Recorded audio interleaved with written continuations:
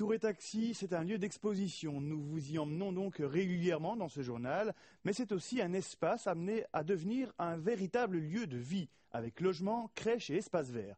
En attendant, les riverains du site ont transformé un lopin de terre qui, jusqu'ici, servait de dépôt clandestin en un potager collectif.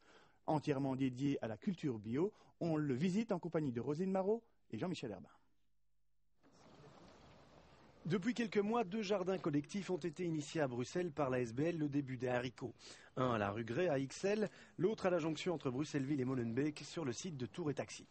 Il y a des objectifs sociaux, mais il y a aussi des objectifs d'indépendance, d'autonomie en matière alimentaire. Donc, notre ASBL défend l'alimentation et le lien avec cette agriculture. Et donc c'était dans cette idée-là, donc apporter le savoir aux gens dans un jardin pour leur transmettre ses connaissances agronomiques et de jardinage. Le propriétaire du site a signé un contrat de bail temporaire avec la SBL qui lui permet de développer le jardin collectif. Aidés par les habitants du quartier, les jardiniers ont défriché la parcelle de terrain. Là, on a commencé à repiquer des fèves, différentes fèves, du Guatemala, du Pérou. On a planté des pommes de terre, des patates aussi. Donc, on a fait aussi des parcelles d'engrais verts donc pour réenrichir le sol. Mathieu est l'un des fondateurs du projet. Agronome de formation, il explique comment cultiver un jardin sans pesticides. L'ortie agit sur les pucerons et stimule le développement des plantes. L'ail éradique le mildiou de la pomme de terre.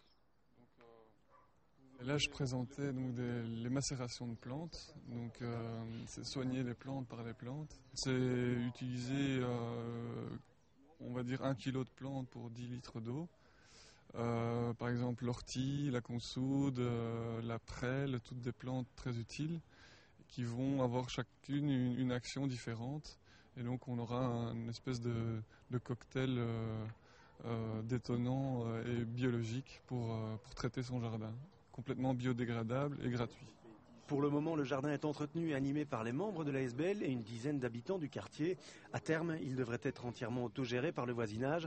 Renforcer les liens sociaux dans le quartier est un autre objectif poursuivi par les initiateurs du projet.